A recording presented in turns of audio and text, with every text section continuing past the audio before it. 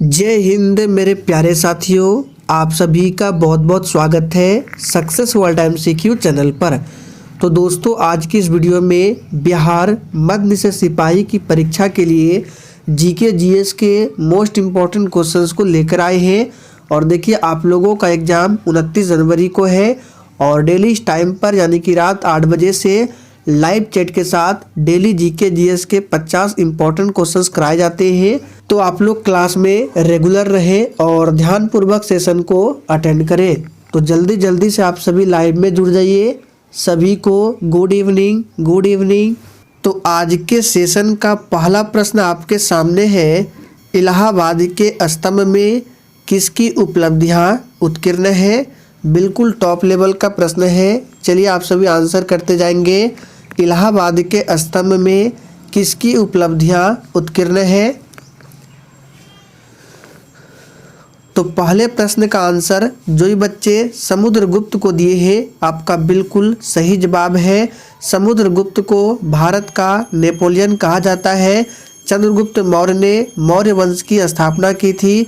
चंद्रगुप्त मौर्य का पुत्र का नाम क्या है, तो ध्यान रखिएगा बिंदुसार। यहाँ पे लिख देते हैं। बिंदुसार जो है ये चंद्रगुप्त मौर्य के उत्तराधिकारी थे। और बिंदुसार के उत्तराधिकारी कौन था, तो याद रखना है अशोक। इस क्रम को ध्यान रखना है, एग्जाम में काफ़ी बार प्रश्न पूछा जाता है। तो चंद्रगुप्त मौर्य का पुत्र कौन था, बिंदुसार। बिंदुसार का पुत्र कौन था, अशोक था। और ये जो विक्रमादित्य है, इसी को चंद्रगुप्त द्वितीय कहा जाता है, यानी कि चंद्रगुप्त द्वितीय का ही नाम है विक्रमादित्य। तो सही जवाब है बी ऑप्शन, समुद्रगुप्त। दूसरा प्रश्न है, निम्न में से कौन सा भौतिक परिवर्तन का उदाहरण है। सोच समझकर आंसर करना है। यही सब प्रश्न एग्जाम में पूछा जाता है घुमा फिरा कर। चलिए आंसर कीजिए। निम्न में से कौन सा भौतिक परिवर्तन का उदाहरण है। और जितने भी क्वेश्चंस के साथ आपको एक्स्ट्रा फैक्ट बताते हैं, उन सभी को ध्यान से सुने। एग्जाम में प्रश्न बनता है और आपका साथ में रिवीजन भी होता है। तो देखिए, दूसरे का आंसर क्या होगा, भौतिक परिवर्तन। तो यहाँ पे कागज का फटना भी भौतिक परिवर्तन है, पेड़ का काटना भी है, जल का बर्फ बनना, ये सभी जो है भौतिक परिवर्तन का उदाहरण है। तीसरा प्रश्न है, कोहरा कोलाइडी उदाहरण है, यानी कि कोहरा जो है कोलाइडी, ये किसका उदाहरण है। द्रव में गैस का उदाहरण है, गैस में द्रव का, गैस में गैस का, या फिर डी गैस में ठोस का। तो देखिए, डी ऑप्शन तो कभी भी नहीं होगा, गैस में ठोस का। अब 3 ऑप्शन बचे हैं, चलिए आंसर कीजिए। तो बिल्कुल सही जवाब दिए आप लोग। गैस में द्रव का उदाहरण है कोहरा, ध्यान रखना है। ये प्रश्न एग्जाम में छप सकता है, इंपॉर्टेंट प्रश्न है, इसको मार्क करके रखें। चौथा प्रश्न है, निम्नलिखित ग्रहों में से किसके चारों ओर वलय है। चलिए आंसर करते जाएंगे।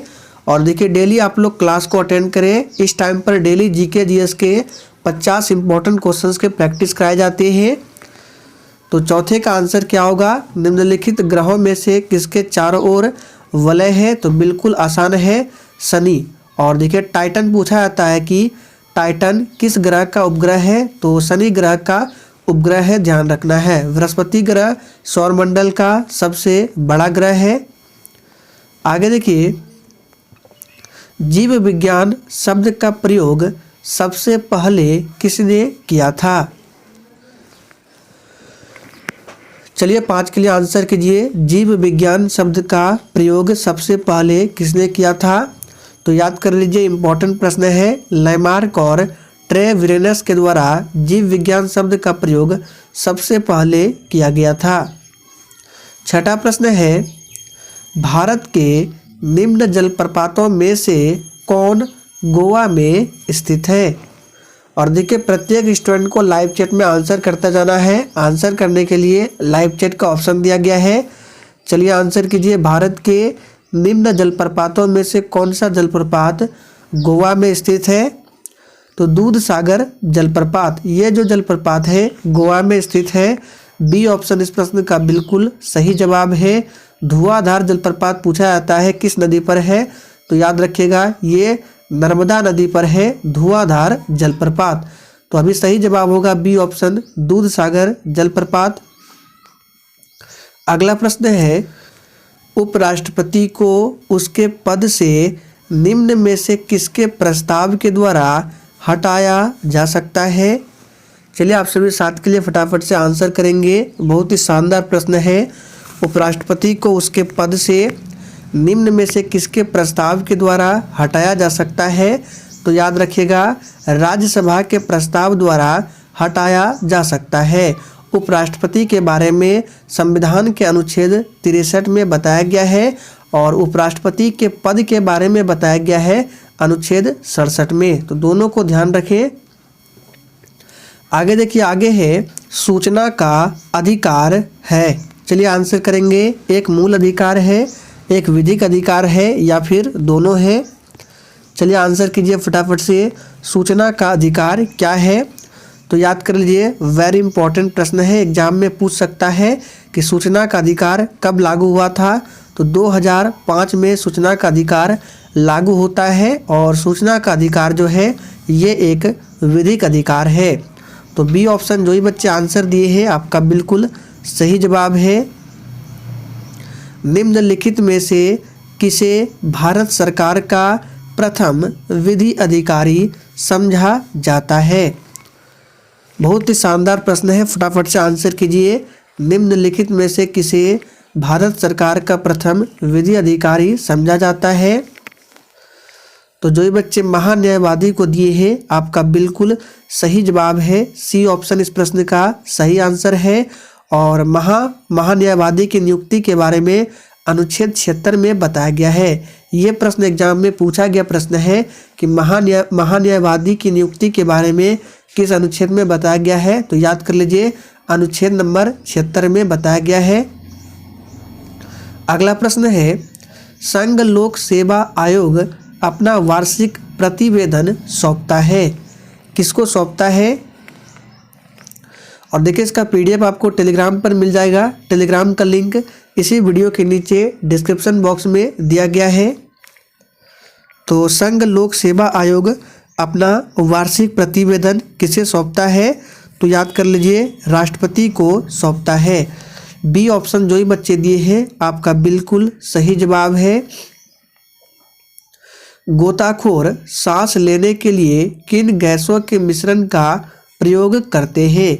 इस प्रश्न पर आप लोग स्टार लगा ले, ये प्रश्न एग्जाम में छप सकता है। चलिए आंसर कीजिए। गोताखोर सांस लेने के लिए किन गैसों के मिश्रण का उपयोग करता है? तो याद कर लीजिए, ऑक्सीजन के साथ हीलियम मिला हुआ रहता है। जो गोताखोर सांस लेने के लिए गैसों का मिश्रण का उपयोग करता है उसमें ऑक्सीजन प्लस हीलियम होता है। अगर देखिए गोताखोर पूछे या पर्वतारोही पूछे या फिर अस्पताल में जो मरीजों को दिया जाता है सिलेंडर, उसमें यही होता है ऑक्सीजन के साथ हीलियम। तो याद कर लीजिए, सी ऑप्शन इस प्रश्न का बिल्कुल सही जवाब है। आगे देखिए, पीतल एक मिश्र धातु है। इसके लिए हमने आपको एक ट्रिक बताया था, याद रखना आपको पिताजी को, आपको याद रखना है पिताजी को। यानी पी से आपका पीतल हो गया, ये किसका मिश्र धातु है? ता और जा, यानी कि तांबा और जिंक का मिश्र धातु है।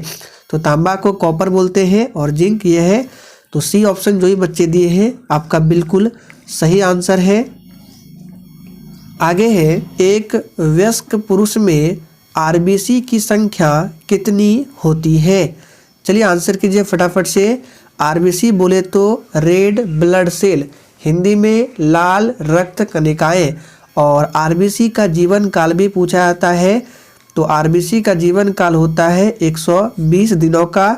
और एक वयस्क पुरुष में आरबीसी की संख्या कितनी होती है?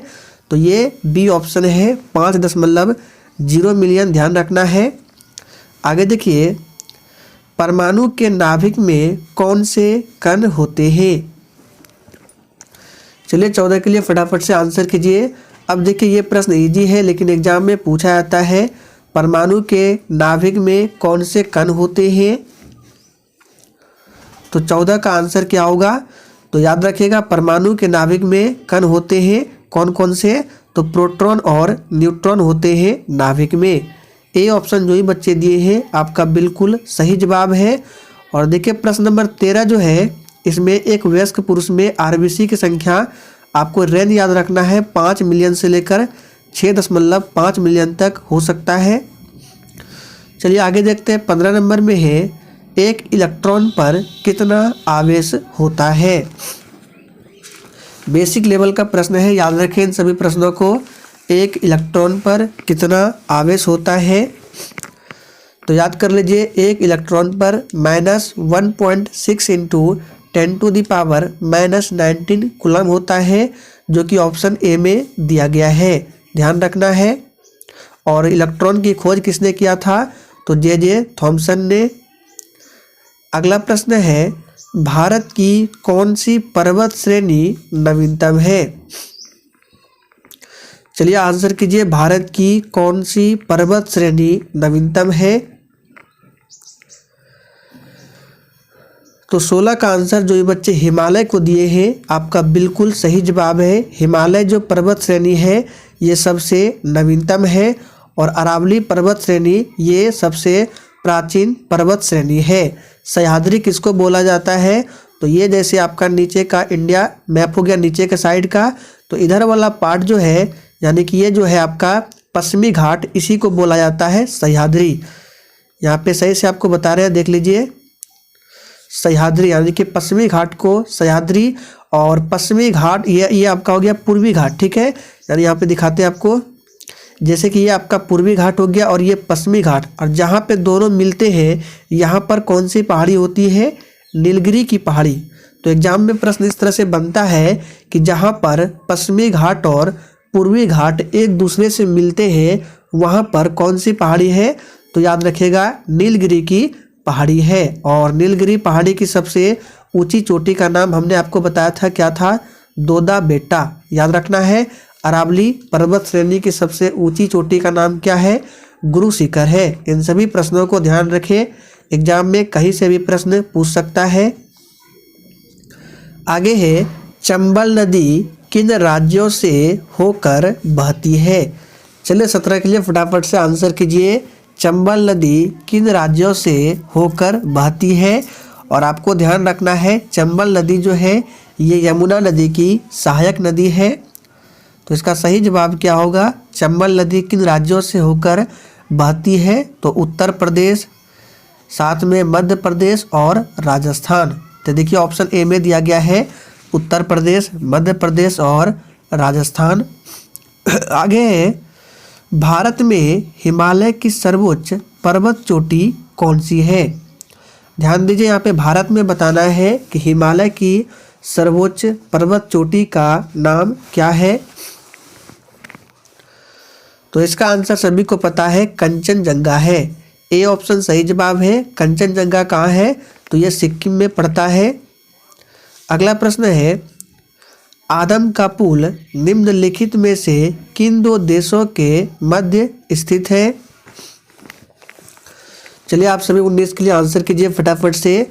आदम का पुल जो है ये निम्नलिखित में से किन दो देशों के मध्य स्थित है।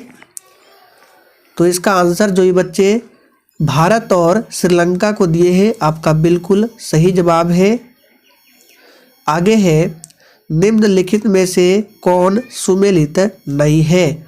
ऑप्शन में है नाथुला दर्रा अरुणाचल प्रदेश, लिपुलेख उत्तराखंड, रोहतांग हिमाचल प्रदेश, पालघाट केरल। देखिए आपके एग्जाम में दर्रा से संबंधित एक प्रश्न दे सकता है, तो जितने भी प्रश्न बनते हैं याद कर लीजिए। तो इसमें बताना है कि कौन सुमेलित नहीं है। तो पालघाट दर्रा केरल में है, बिल्कुल सही जवाब है। रोहतांग हिमाचल प्रदेश में है, ये भी सही है। लिपुलेख उत्तराखंड में है, लेकिन नाथुला जो है ये अरुणाचल प्रदेश में नहीं है। नाथुला कहाँ है तो सिक्किम में है, ध्यान रखिएगा नाथुला सिक्किम में पड़ता है। तो ए ऑप्शन जो है ये सुमेलित नहीं है। आगे देखिए निम्नलिखित में से किस नदी को उड़ीसा का शोक कहा जाता है। चलिए आंसर कीजिए, निम्नलिखित में से किस नदी को उड़ीसा का शोक कहा जाता है। तो देखिए अभी ऑप्शन में दिया गया है महानदी। अगर ऑप्शन में महानदी दिया रहे तो आपको ब्राह्मणी को आंसर नहीं करना है, तो उड़ीसा का शोक हो जाएगा महानदी। ठीक है। और पूछा जाता है बंगाल का शोक, तो दामोदर नदी। बिहार का शोक आप सभी जानते हैं, कोसी नदी बिहार का शोक है। आगे देखिए, उमियम झील किस राज्य में स्थित है? चलिए 22 के लिए आंसर कीजिए, उमियम झील किस राज्य में स्थित है? तो 22 का आंसर क्या होगा? मेघालय। उमियम झील जो है मेघालय में स्थित है, और मेघालय राज्य ही ऐसा है जहाँ पर सर्वाधिक वर्षा होती है, मेघालय के मौसिनराम में। अगला प्रश्न है, वार्षिक आर्थिक समीक्षा को तैयार करने के लिए निम्नलिखित में से कौन उत्तरदायी है? चलिए 23 के लिए आंसर कीजिए, वार्षिक आर्थिक समीक्षा को तैयार करने के लिए निम्नलिखित में कौन उत्तरदायी है? तो सही जवाब है वित्त मंत्रालय। बी ऑप्शन इस प्रश्न का बिल्कुल सही जवाब है। बात करें भारतीय रिजर्व बैंक यानी कि आरबीआई, तो इसकी स्थापना कब होती है बता देते हैं। 1 अप्रैल 1935 को आरबीआई की स्थापना होती है, और 1 जनवरी 1949 को आरबीआई का राष्ट्रीयकरण किया जाता है। वर्तमान में आरबीआई का गवर्नर कौन है? तो याद रखिएगा शक्तिकांत दास है 25वें नंबर के, और इसका हेडक्वार्टर वर्तमान में मुंबई में है। अगला है, भारत के सिक्के जारी करने के लिए कौन अधिकृत है? चलिए फटाफट से आंसर कीजिए, भारत के सिक्के जो है जारी करने के लिए कौन अधिकृत है? तो सिक्का जो जारी होता है वित्त मंत्रालय द्वारा, और बाकी जितने भी कागज के नोट हैं जारी किए जाते हैं आरबीआई द्वारा, तो दोनों को ध्यान रखें। अगला प्रश्न है, बिंबिसार ने ब्रह्मदत्त को पराजित कर कौन सा राज्य जीता था? ध्यान दीजिए, एक होता है बिंबिसार और एक है बिंदुसार। दोनों में आपको कंफ्यूज नहीं होना है। ये बिंदुसार जो है ये चंद्रगुप्त मौर्य का पुत्र था, और ये बिंबिसार जो है ये हर्यक वंश का शासक था, ध्यान रखना है। तो यहाँ पे पूछ रहा है कि बिंबिसार ने ब्रह्मदत्त को पराजित कर कौन सा राज्य जीता? तो इसका सही जवाब है अंग को जीता था। अगला प्रश्न है, विद्युत वाहक बल का मात्रक क्या होता है? बिल्कुल एग्जाम में छपने वाला प्रश्न है, आंसर कीजिए, विद्युत वाहक बल का मात्रक क्या होता है? तो याद कर लीजिए, ये होता है जूल पर कूलॉम। ये विद्युत वाहक बल का मात्रक है। आगे है, निम्न में से अदिश राशि है। चलिए 27 के लिए आंसर कीजिए, निम्न में से अदिश राशि है। तो अदिश राशि किसे कहते हैं? तो जिस राशि को व्यक्त करने के लिए केवल परिमाण की आवश्यकता होती है उसको अदिश बोलते हैं, और जिसको व्यक्त करने के लिए परिमाण और दिशा दोनों की आवश्यकता पड़ती है उसको सदिश कहते हैं। तो विस्थापन सदिश है, विद्युत क्षेत्र भी सदिश है, त्वरण भी सदिश है, लेकिन यहाँ पर कार्य जो है ये अदिश राशि के उदाहरण है। तो डी ऑप्शन जो ही बच्चे दिए हैं आपका बिल्कुल सही जवाब है। अगला प्रश्न है, निम्न में से कौन से बंधन के कारण अधिकतर ठोस सुचालक होते हैं? चलिए आपसे भी 28 के लिए फटाफट से आंसर कीजिए, निम्न में से कौन से बंधन के कारण अधिकतर जो ठोस होते हैं वो सुचालक होते हैं? तो याद कर लीजिए, इसका सही जवाब है धात्विक गुण के कारण क्या होता है? ठोस सुचालक होते हैं। आगे देखिए, भारत में पहली बार जनगणना कब हुई थी? बहुत ही सिंपल प्रश्न है, लेकिन एग्जाम में आता है इसलिए आपको करा रहे हैं। चलिए आंसर कीजिए, भारत में पहली बार जनगणना कब हुई थी? तो 29 का आंसर जो ये बच्चे लाइव चैट में 1872 को दिए हैं आपका बिल्कुल सही जवाब है। भारत में पहली बार जनगणना जो है 1872 में लॉर्ड मेयो के शासनकाल में होता है, और 10 के आधार पर पूछे तो 1881 में लॉर्ड रिपन के शासनकाल में। दोनों को ध्यान रखें। और जनगणना जो है ये किस सूची का विषय है? तो ये केंद्र सूची का विषय है। आगे देखिए, काकरापार परमाणु शक्ति केंद्र निम्नांकित में से किस राज्य में है? चलिए 30 के लिए आप सभी फटाफट से आंसर कीजिए। महत्वपूर्ण प्रश्न है, काकरापार परमाणु शक्ति केंद्र निम्नांकित में से किस राज्य में है? तो याद कर लीजिए, इसका सही जवाब है ये गुजरात राज्य में स्थित है। अगला प्रश्न है, पारिस्थितिक तंत्र के स्वपोषी घटक कौन होते हैं? चलिए 31 के लिए आंसर कीजिए। पारिस्थितिक तंत्र के स्वपोषी घटक कौन होते हैं? तो याद कर लीजिए, पादप जो है ये पारिस्थितिक तंत्र के स्वपोषी घटक होते हैं। सी ऑप्शन जो ही बच्चे दिए हैं आपका बिल्कुल सही जवाब है। सर ए नौबत का अर्थ क्या था? और देखिए, अगर आपको किसी भी प्रश्न में थोड़ा भी डाउट है तो आप लोग तुरंत कमेंट करके पूछें। और अगर आपको सेशन पसंद आ रहा है तो आप सभी सेशन को दिल से लाइक जरूर करें। तो सर ए नौबत का अर्थ क्या था?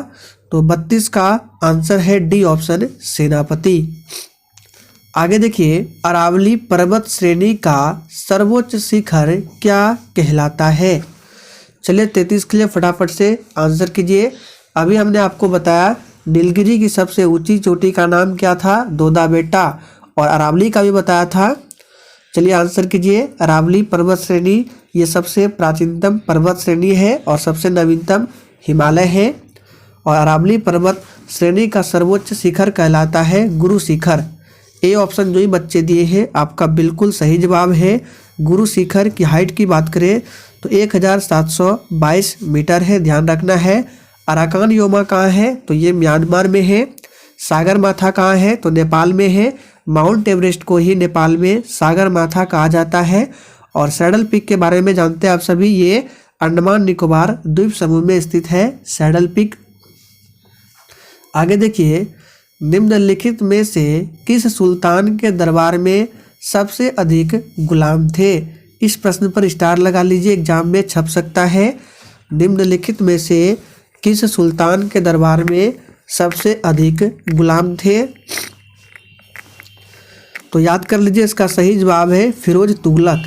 ए ऑप्शन जो ही बच्चे दिए हैं आपका बिल्कुल सही जवाब है। 1930 में सविनय अवज्ञा आंदोलन किस मुद्दे पर शुरू किया गया था? चलिए आप सभी 35 के लिए फटाफट से आंसर कीजिए। 1930 में सविनय अवज्ञा आंदोलन किस मुद्दे पर शुरू किया गया था?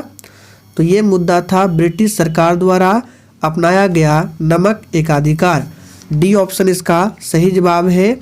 बात करें पूर्ण स्वतंत्रता, तो कांग्रेस के लाहौर अधिवेशन जो कि 1929 में होता है, इसी अधिवेशन में पूर्ण स्वराज की मांग रखी गई थी कांग्रेस के लाहौर अधिवेशन में।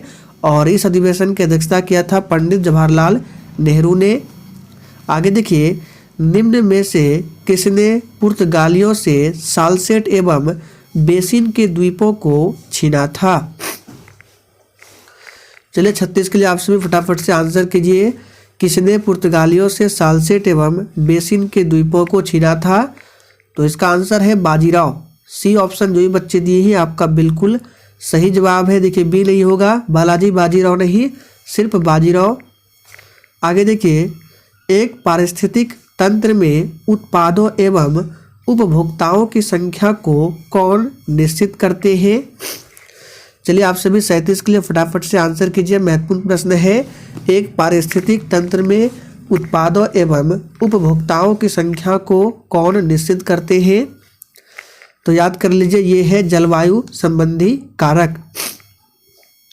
अगला है, निम्नलिखित में से कौन विश्व की सबसे बड़ी झील है? चलिए आंसर कीजिए। निम्नलिखित में से कौन विश्व की सबसे बड़ी झील है? तो कैस्पियन सागर जो है ये विश्व की सबसे बड़ी झील है। जबकि बात करें मीठे पानी की सबसे बड़ी झील कौन है? तो ये सुपीरियर झील है। सबसे गहरी झील की बात करें तो बैकाल झील ये सबसे गहरी झील है। और भारत में अगर बात करें कि भारत में सबसे मीठे पानी की झील का नाम क्या है, तो वुलर झील भारत में मीठे पानी की सबसे बड़ी झील है। और सबसे खारे पानी की झील है चिल्का। जो कि उड़ीसा राज्य में है। आगे देखिए, विश्व का सबसे ऊंचा जलप्रपात कौन सा है?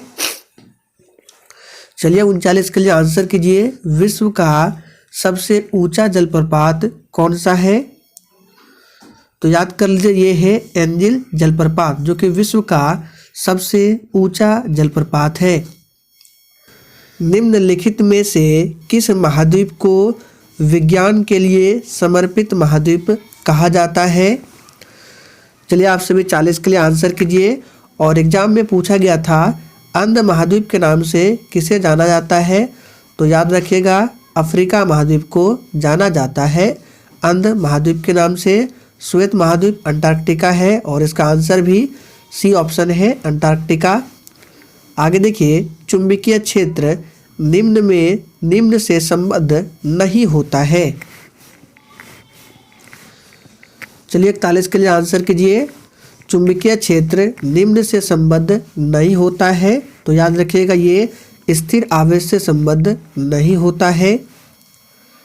उत्तल दर्पण द्वारा बना प्रतिबिंब हमेशा कैसा होता है? ये 10th लेवल का प्रश्न है, आंसर कीजिए। उत्तल दर्पण द्वारा बना प्रतिबिंब हमेशा कैसा होता है? तो याद कर लीजिए, ये होता है आभासी, सीधा तथा छोटा होता है। सी ऑप्शन जो ये बच्चे दिए हैं बिल्कुल सही जवाब है। निम्न में से किसे ध्रुवित नहीं किया जा सकता है? चलिए 43 के लिए आंसर कीजिए। किसे ध्रुवित नहीं किया जा सकता है? और जिसने अभी तक सेशन को लाइक नहीं किया है, फटाफट से आप सभी सेशन को भी लाइक करें। तो किसे ध्रुवित नहीं किया जा सकता है? तो पराश्रम तरंगों को। ध्वनि की चाल कितनी होती है?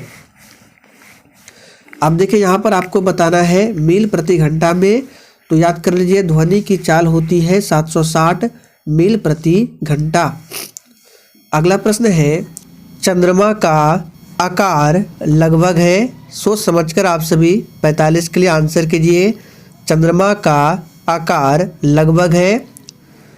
अब देखिए, बहुत बच्चे हड़बड़ी में सिर्फ ऑप्शन को देखते हैं और आंसर 1/6 को कर देते हैं, जो कि आपका बिल्कुल गलत हो जाता है। 1/6 आंसर कहाँ पर होगा?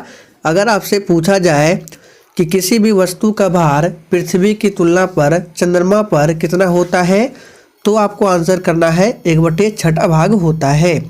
लेकिन यहाँ पे आकार पूछ रहा है कि चंद्रमा का आकार लगभग होता है, तो पृथ्वी के आकार का 1/4 होता है। अगला प्रश्न है, विश्व में क्षेत्रफल की दृष्टि से सबसे बड़ा सागर कौन है?